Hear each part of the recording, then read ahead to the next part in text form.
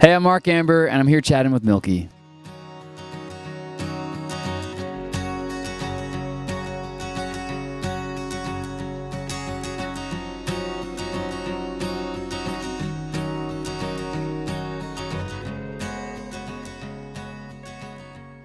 So yeah, I played piano my whole life growing up, and I never sang for anyone because I always felt a little too vulnerable, a little too weird. What happened was I was graduating high school, and it was the summer going to college, and I didn't want to go to college. I love home. I love my friends from home, and they're still my best friends, and I didn't want to start a whole new kind of reputation in this new place. So for whatever reason, one day, late in summer, I just sat at the piano, and I tried to write a song with those feelings of feeling lost, and my girlfriend and I had broken up at the time, and whatever. I sat down and wrote a song, and a few hours later, I was really proud of it, and it was a voice memo, so I sent it to my parents in a group chat, and they're older and not that great at technology, or at least then they definitely weren't. And a few hours later, my mom responds like, "Hey, Dad and I love this. Who's the artist?" And I was like, "Mom, what do you mean? It's me." And that was kind of the start of me pursuing songwriting and making my own stuff. And it's just been a lot of trying to get better at, production, songwriting, and everything related to music from that moment to now. I'm really proud of this upcoming album for a few reasons. The main one, though, is I took some time off last summer to try to dig deeper and write things and songs that were deeply personal to who I am and like the fabric of where I came from and what I believe in and how important my family and friends are and how important my hometown is. And I really fully believe that Rockwood encapsulates everything about that into one whole project where I think you get to learn a lot about me when you listen to it, which I think previously I was just in love with the idea of making like a banger pop song, and I think I missed the point of just making it authentic to who I am as a person, what I believe in, and just who I am. I produced this whole thing in my basement at home, and sonically, I've never been like a gearhead or into that stuff. I just kind of like using what's around me. I'm specifically proud of the sound because it's just the tools that I had available to me. I used sometimes a kind of a crappy old guitar that was in a closet in my house, and the main guitar I still use is a guitar that someone gifted me who like believed in me when they heard a cover, and I use Logic, and I sometimes use those presets in there, and I just figure out how to record my home piano, which is like slightly out of tune. I don't know, it's very organic sounding and very within my means is how I created all of these songs, and yeah. I think I would choose Belong Together first because I feel like the feeling that song captures is very authentic to who I am, my optimism. It's about the people and things in my life that are important to me. So definitely Belong Together. It also reflects the album very well, or it represents, or it showcases what the album is very well. The second one I'd choose is a song called My Love, which is the last song on the album. It's kind of it closes it out, and it's just a love song about home that I think it's going to be really fun to play live because it's like massive, and there's a lot of sounds in it, and it just feels explosive, and I love a big chorus that everyone could sing along to. So that one I'm really excited about. And I think the third one, this one I'm torn about, but I think I'm going to go with a song called Second Best. I'm going to choose that one because I think one of the things I'm looking forward to about this album coming out is that a lot of the singles are just very upbeat, and I'm excited for people that have, become fans of the music and me to hear softer, more ballady kind of songs. And Second Best is just that. It's this kind of stripped back guitar, acoustic kind of song about insecurities, and I don't know, I really like Second Best.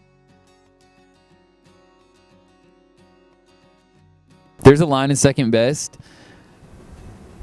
that it's like in the chorus, and Second Best is like I kind of said this before. Second about insecurities and about you being insecure that someone else is thinking about someone they've been with previously, and you don't want to be the second best version of the second best thing that person's ever been in love with.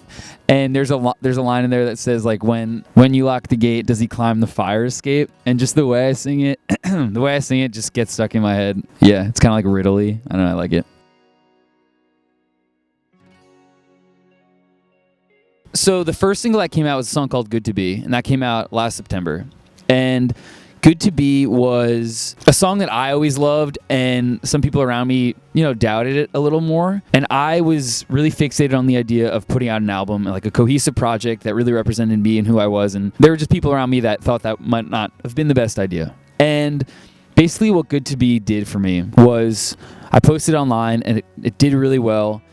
And it introduced me to a lot of people that had never known who I was, that I'd never known either before. And it started to create something that felt bigger than just a song. It created kind of people getting to know who I was. And I think Good to Be kind of gave me that chance to convince people around me to let me put out an album, as annoying and ridiculous as that sounds. And I ran with that. And I started building all these songs and writing all these songs that supported Good to Be, but were also just like about home and, like I said before, my friends and family and all these important things to me. And the album evolved from Good to Be. Belong Together was written before Good to Be came out, and same with Second Best and a few others.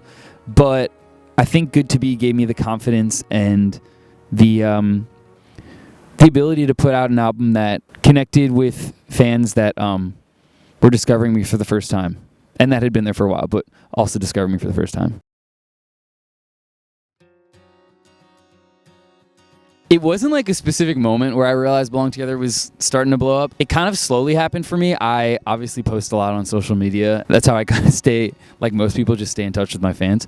But I think what happened was I knew Belong Together had to come out no matter what. So I was like, Belong Together's coming out. We put out the date. We were teasing it, I was teasing it, doing my thing. And then the week of its release, I decided to speed it up and just put it out there. That one started kind of catching fire, and people were using that sound, and it was kind of moving a bit more, and I saw people using it to create their own videos, and I was like, oh, that's pretty cool. And it was in the middle of it was at the beginning of my first headline tour, which we had sold out, and I was freaking out about that. So kind of it bubbling on social media, plus us playing it live and kind of creating that live vibe for my music, coincided and created this kind of moment for Belong Together that obviously has changed my life in insane ways.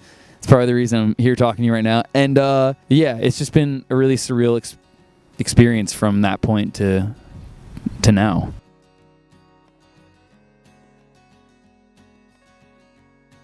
I know like social media sometimes gets a lot of hate, and I get it. It creates anxiety for a lot of people, including myself, to post things and put myself out there that much. But without, TikTok and Instagram and YouTube and stuff, I would never have been able to reach the people that I have been able to reach the way I have.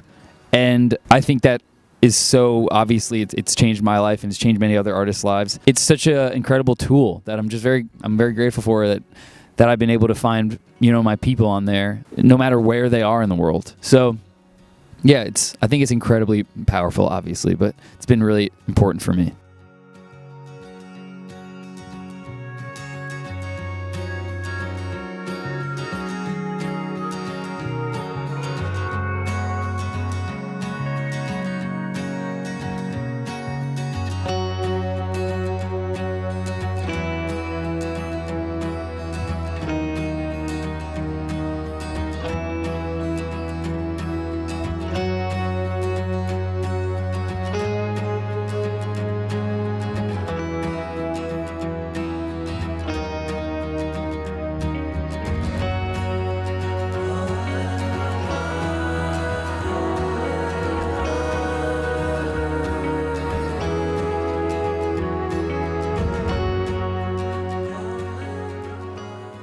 Coldplay, Mumford & Sons, Billy Joel, Bob Dylan. Ed Sheeran, Gracie Abrams, Taylor Swift, Noah Kahan. I would say most recently, I'm going to go with this answer. I'm going to say Stick Season, like many people, just because I thought it was really special that I saw like Noah find so much success and resonate with so many people with something that was so authentic to himself. And it really inspired me to just unapologetically be myself in what I was writing. And it kind of really sparked what Rockwood eventually, became. I'm just going to go with the classic. I'm going to go with The Notebook. For the past headline tour I just went on, I feel like whenever I got on that stage, I kind of just got into a headspace where I was just trying to connect with as many people as I possibly could. I as weird as it sounds, I feel like I don't think when I'm on stage that much. I just kind of let myself be and do, I think in terms of like, oh, what song's next? What do I have to listen for or wait for? But like, in terms of beyond that, I feel like it's just very me trying to connect with everyone in the room and try to create the atmosphere and energy that I want to create. Miley Cyrus. Probably The Scientist by Coldplay. The first concert I went to was a Vance Joy concert. The best concert I've been to, Coldplay at MetLife. I'd rather be Backstreet Boy, I think. I mean, it's going to be basic, but I really want to perform at, obviously, Red Rocks and MSG one day, hopefully. It's kind of sounds ridiculous to say, but hopefully one day. Just because I'm from New York and that's home and it's iconic. Probably some ABBA song. I haven't played a show in Australia yet, so maybe one day. But Vienna, Austria was insane. The fans just wouldn't leave, and they wouldn't leave the venue. So I ran back on stage and I was like, "All right, I'm gonna be singing more on the van." And then I went out on the tour van, and then they like circled around me on the van, and it was like 11:30 at night, and we were on some like river or something, and it was dark out, and I was just like singing into the abyss of Vienna, and there were fans singing with me. It was crazy. Honestly, any of the artists I look up to would be so cool to see, even like acknowledge that they've listened to my song. I was mentioning Coldplay, Sheeran, just people that I think are iconic. I mean, Elton John, Bruce Springsteen, Vance Joy, like people that I just have looked up to and appreciate their music. Would be so cool to hear them acknowledge anything I have made. I mean, Taylor Swift is just a powerhouse. I feel like she definitely advocates for artists, and I think that's awesome with how much like power she has.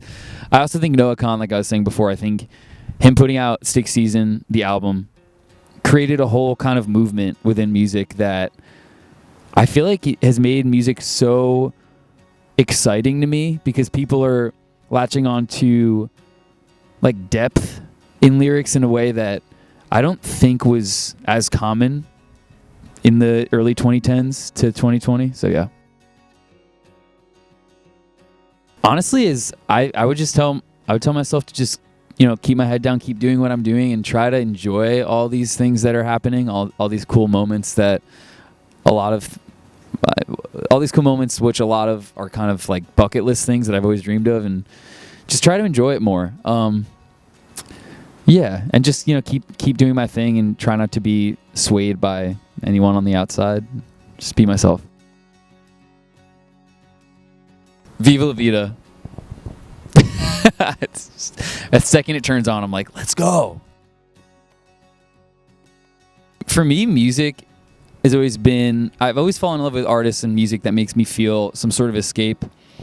I also think music's importance in my life, and this is me being honest, I think has increased in the past 10 years in a way that it hadn't been as important 10 years prior to that.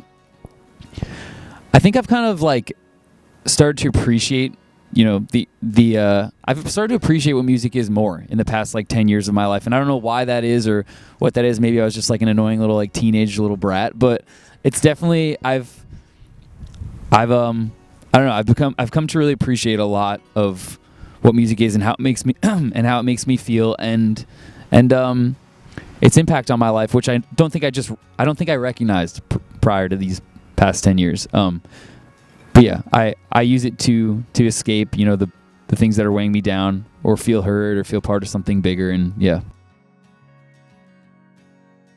If I had to choose one moment, I think it was the feeling I got when I'd made that song and I sent it to my parents and they thought it was good. I think that was the moment where I was like, I really, that made me feel a way that I've never felt before. It made me feel really good. And they sent it to my siblings, and then I showed my friends, and they all were like, they told me it was good. And they were being honest, I think.